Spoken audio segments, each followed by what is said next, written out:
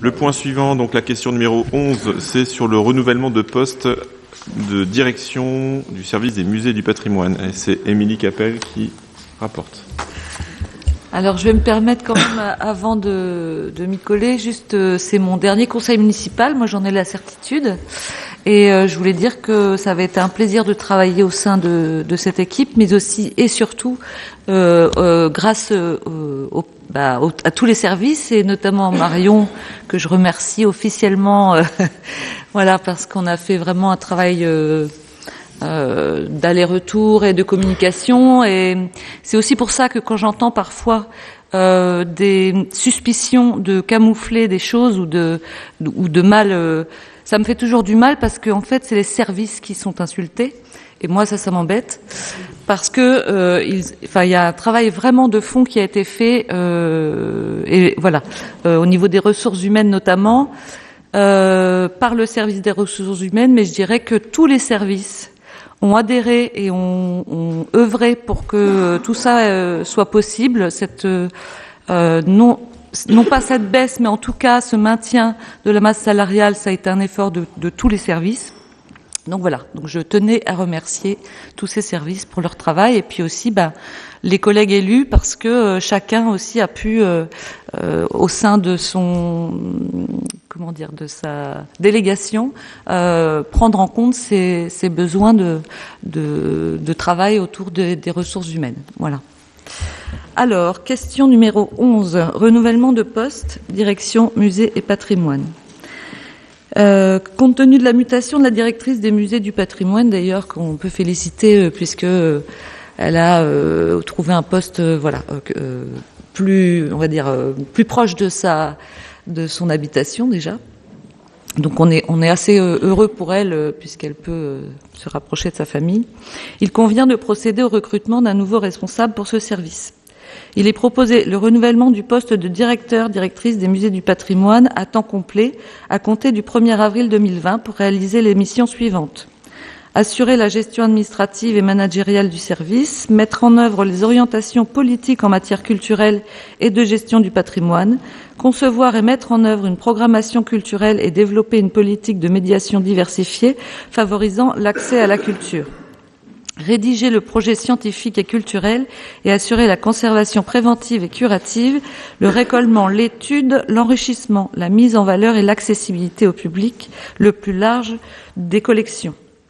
Maintenir et développer les partenariats musées, bibliothèques, universités, monuments historiques, associations. Donc cet emploi pourrait être pourvu par un fonctionnaire de catégorie A de la filière culturelle aux grades qui vous sont décrits, donc il y en a 5 au total. En cas de recrutement infructueux de fonctionnaires, les fonctions peuvent être exercées par un agent contractuel relevant de la catégorie A dans les conditions fixées à l'article 3-3 de la loi 84-53 du 26 janvier 1984. Il ou elle devra, dans ce cas, justifier d'un diplôme de l'enseignement supérieur dans le domaine de l'histoire de l'art ou de la culture et ou d'une expérience dans la direction d'un établissement muséal ou d'un service culturel d'une collectivité. Le traitement sera calculé par référence à la grille indiciaire des attachés de conservation du patrimoine ou de conservateurs du patrimoine, selon le profil du ou de la candidate.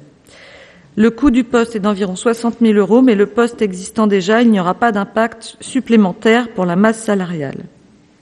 Après avis favorable de la commission du personnel et démocratie ouverte, il est proposé au conseil municipal de renouveler le poste de directrice des musées et du patrimoine à temps complet selon les conditions que je viens de vous énumérer et de modifier le tableau des effectifs.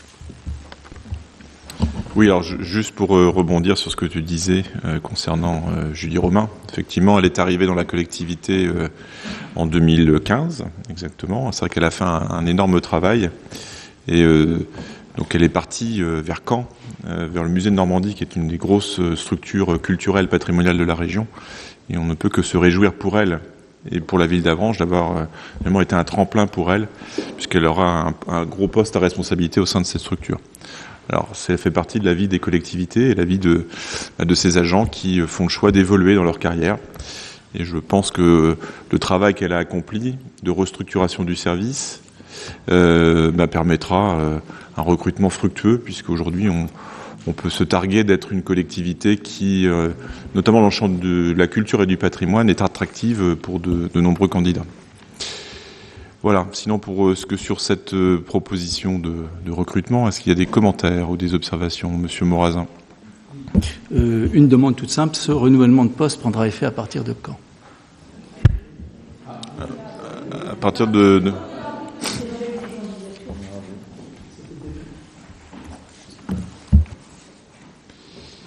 Y a-t-il d'autres questions, remarques? A priori, je ne vois plus de mains se lever, donc je vous propose de passer au vote. Y a-t-il des votes contre? Des abstentions peut-être? Donc unanimité, je vous remercie.